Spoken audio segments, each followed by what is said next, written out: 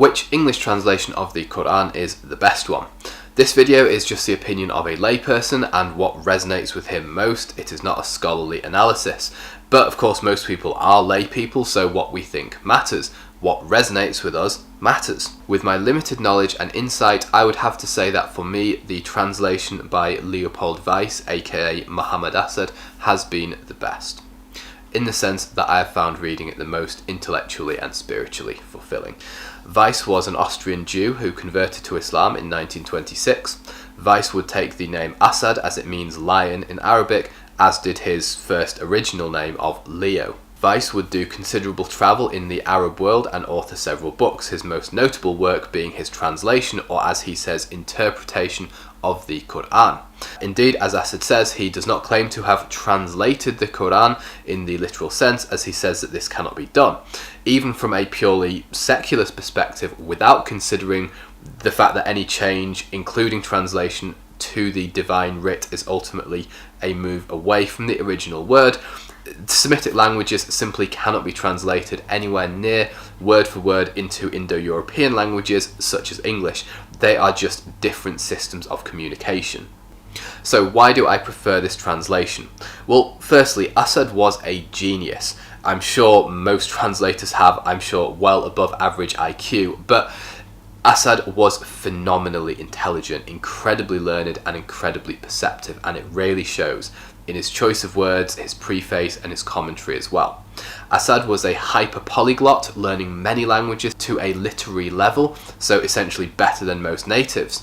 By the age of 13 he was fluent in Hebrew and Aramaic on top of his native German and Polish languages, and by his mid-20s he could also read and write in English, French, Persian and Arabic. In this day and age, there are many modern polyglots who have learnt to chat in many languages, but Asad learned his languages to a much higher level, and before apps, on-demand audio, online teachers, being able to go for cultural immersion holidays, etc. This particularly resonates with me as I'm a keen language learner, and I also have my own language learning channel, see the link below for that. But when I look at somebody like Asad, I just see, even solely from a perspective of learning languages, I just see someone who achieved so much more than I could ever imagine achieving in multiple lifetimes. Asad spent many years in the Middle East, particularly Saudi Arabia, where he had some interesting adventures there, and he discusses these in his other works such as The Road to Mecca, which again just incredibly insightful and full of wisdom.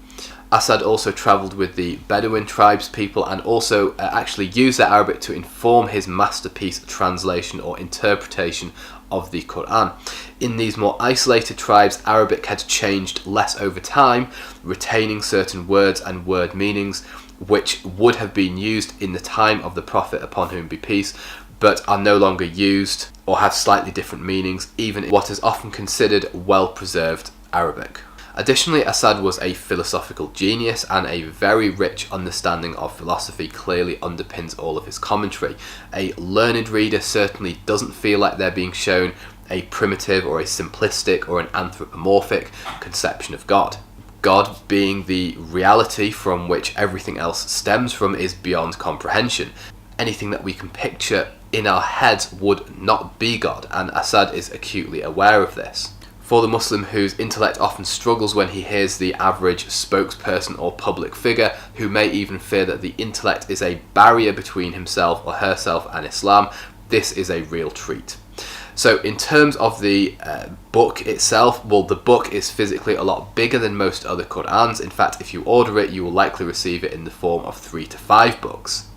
This is because Asad's translation contains a considerable preface and appendix, again just packed full of wisdom, insights, some really interesting discussion, and the Quran itself contains the English translation, the Arabic transliteration in Roman script, and of course the original Arabic, though with direction marks as well, so it's great for Arabic learners, and it is also full of commentary. The commentary draws upon the wisdom of scholars of old, such as Imam Razi, Zamakhshari, and other classical commentators, though Asad is not afraid to differ with other translators as well. There are several divergences from Asad's translation and other common ones which he gives linguistic and other evidences for.